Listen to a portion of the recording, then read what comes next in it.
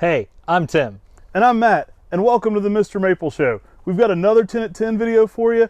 Today's is for March 1st of 2022, and spring is just around the corner. We're very excited here in Western North Carolina. You can feel spring getting ever so close right now. Check your email inboxes if you're signed up for our weekly 10 at 10. You may be getting this email coming out. We're talking about 10 of the 20 trees getting released today on March 1st, 2022. So get excited. We're going to talk about some of our exciting ones that we've got for you today. Backed by popular demand, we've got ACER palmatum dissectum dragon's fire. I really like this weeping lace leaf because it's really not a true red. It's more of an orange red when it leaves out, go into a green red during the summer, and then gives you some bright yellows and oranges in the fall. Yeah, there's something to be said about that name. It's always popular. The name really encapsulates what it does. It's a fantastic small tree for the container garden. It's one that does great in the ground as well, but really well named. I think that probably plays into why people like this one so much. That dragon's fire kind of captures a little bit of what that one does. And it's a great dwarf. I think you're really going to enjoy this one in the garden. I would say it's definitely a very popular lace leaf for us every time we bring it out. I like it because it stands out from your red lace leaves like Tamukiyama and red dragon. So it gives you something unique and different when you already have a red and you might have a green. So next up on the table we have ACER palmatum black hole.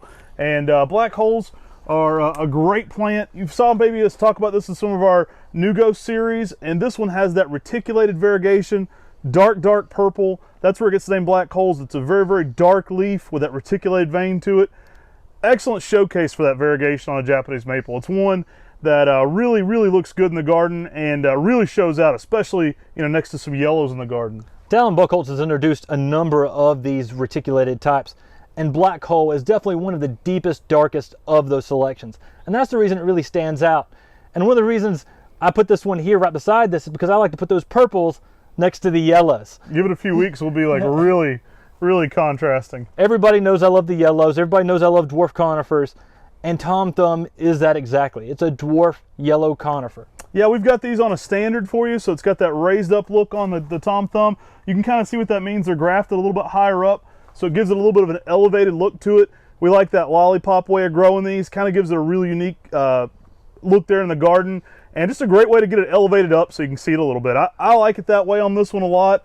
It's a fun way to grow a few dwarf conifers. It's really nice in the garden if you have a conifer garden to kind of mix it up, so you have some lower grafts and some higher grafts, and it just kind of gives you some texture and some elevation there, so everything's not just super low. Tom Thumb was found as a dwarf witch's broom. Check out our video on what is a witch's broom if you want to know what that is, by Tom Thumb Nursery, and then introduced by the Vercades. And it just has that nice rounded shape. It's an extremely slow grower though. These are 2-year grafts. So that gives you an idea. I mean, it's not going to be a very big tree, but it gives a lot of yellow color in that small space. So next up on the table we have one we talked about in one of our Japanese maple weirdo videos. We might have to do a part 4 of those. Those were really popular. People really like the Japanese maple weirdos. Maybe they all just clicked on it to see if me and you and Brian were the weirdos, but those were very popular for some reason. Had to have something to do with the name in my mind, but we put this one in that weirdos category. It's ACER palmatum pink princess. Now this is a witch's broom found on Bini Shishihinga. So this is a variegated witch's broom, so very unique. It's the only one occurring in Japanese maples that I can think of, and there are very few in the whole plant world. And so it's basically a broom and then also with that variegated characteristic. Nice dense grower, very unique in that bright pink on green variegation, and excellent overall tree. This was found by our friend Carl Munn there at Munn's Nursery, and Carl got it to us and we were evaluating it, and we actually got to put the name on it, and just a great overall plant. I think as it gets more known, it's going to be one that's very highly sought after, especially when people start to realize how rare it is to be a broom and variegated. As a young age, it seems to get out there and then it starts to densen up, which makes it a great container plant, especially for a dwarf variegated Japanese maple. And most of our maples we're talking about today down through here are zones 5 through 9. The Tom Thumb we mentioned earlier is a zone 3 through 8. Next up we have Pinus parviflora blue lou. And this is a dwarf Japanese white pine, about a 3x3.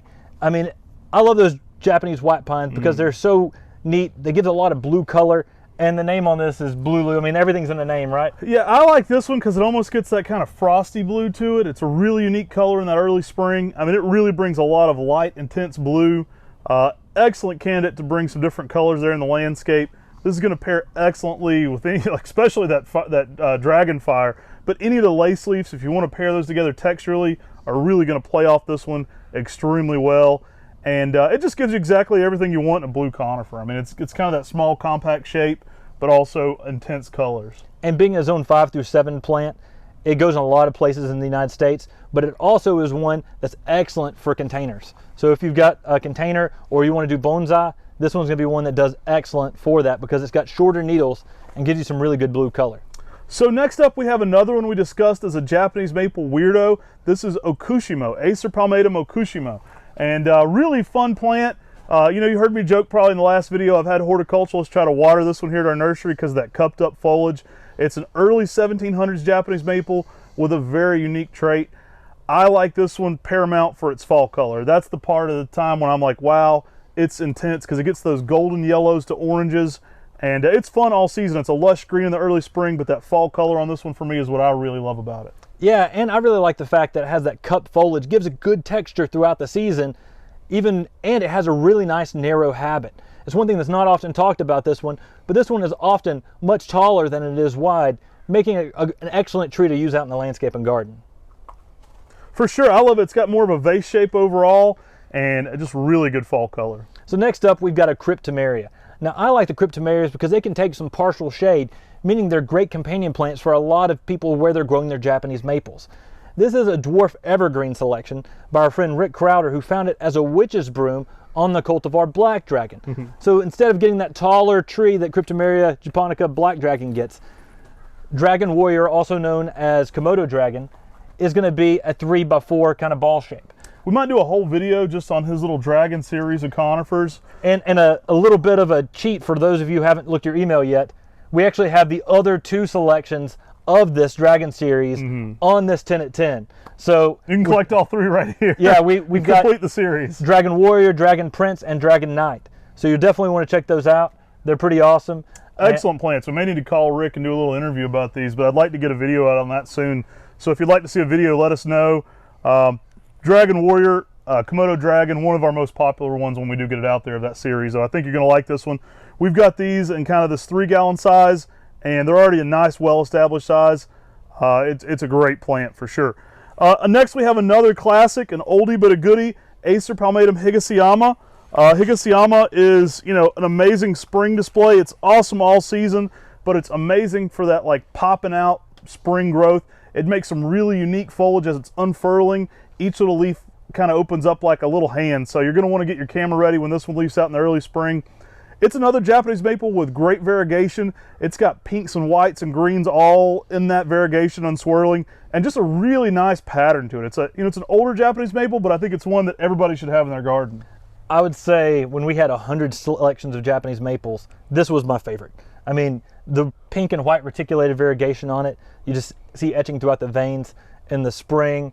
It's just, there's nothing else quite like it that makes it so unique and so different. And I like it because it's a good, strong grower, and it's a really hardy tree too. Yeah, it gets to be more of a vase shape overall, and typically over a foot of growth a year is pretty common for this one for us. I mean, we've got a really nice size one there in the garden that Dad grafted, I mean, probably in the 90s, and just an amazing plant. It's one we've done a lot of here at our nursery, being one of Dad's favorites as well. And I think you can't go wrong with a Higasayama. It's one you're definitely going to want in your landscape. I like it because it's a reticulated Japanese maple, but it's not a ghost reticulated Japanese maple. The reticular variegation, when you look at them side by side, they're very different. It's hard to describe. You have to look at some photos, but it's just so unique and so special. It's something that you're going to love in the spring landscape. I like to plant it somewhere close, so when I'm walking by, it's something that you can really enjoy up close because it's one you're going to want to take tons and tons of photos of. Next up, we have a dwarf spruce called Blue Teardrop. And I like this tree. It's going to be a zone 3 through 8 plant. This is a selection by our friend Robert Fincham, and it gets about 4 to 5 feet tall, by about 3 to 4 foot wide, but it has that blue teardrop shape. So it's a perfect name, but it's also something that's going to give you a lot of that blue color out in the landscape and garden. Excellent colors on this one. It'd be fun to plant this next to a ruby teardrops. There's a lot of different options there you could do in the garden, and it's just a really fun plant overall. The blue on it's really what picks it up, catches the eye, and it's going to make a great complement to something like that Tom Thumb. I mean, if you've got the blues and the yellows together, those are going to play off each other and just really look amazing. So last up, but certainly not least on the table, we have another ginkgo for you today. We're going to be talking about Ginkgo biloba Lewis, And this is a great compact dwarf from Europe. It's a relatively new into the United States, really dense and full, 4 to 5 feet in 10 years, and a very, very full compact habit. Yeah, I love the ginkgos, and Lewis will bring everything you love about large upright ginkgos into a much smaller ginkgo. And that's the reason I love it, because you get amazing yellow fall color. You get salt tolerance, heat tolerance, pollution tolerance, also cold tolerance. This is a plant that's good zones 3 through 8, so it can go much colder than a lot of Japanese maples. With ginkgos, make sure you give them some lime though, because they really like to have more alkaline soil when getting established out in the landscape and garden. If you give them some lime whenever you're planting them, it'll really help them in the long term, really getting established and really getting up nutrients and water and make that tree to be that nice dwarf, beautiful ginkgo that you want. Yeah, we really like to mix it up on these 10 at 10s and kind of curate an interesting list that mixes well together. This is just 10 of the 20. We'll actually be listing 20 trees here today at 10 a.m., so stay tuned for that. You know, the best way to support our channel is shopping on MrMaple.com, but the second best way is sharing our videos. So if you enjoy these videos, share it everywhere you share stuff, because that's a great way to get more gardeners involved, and it really helps our channel grow, so we appreciate that. And today we've got 10 different of the Japanese, or the 10 different of the plants that are going to be on today's 10 at 10, but there are 20. So if you want to know the full 20 list, make sure you're signed up for our weekly emails on MrMaple.com, and that way you get that email that goes out at 9 o'clock, so it'll be in your inbox, so you can watch this video and then check out the other plants that are also going to be listed when 10 o'clock hits. Hey, you may have seen our recent video. We're doing another giveaway.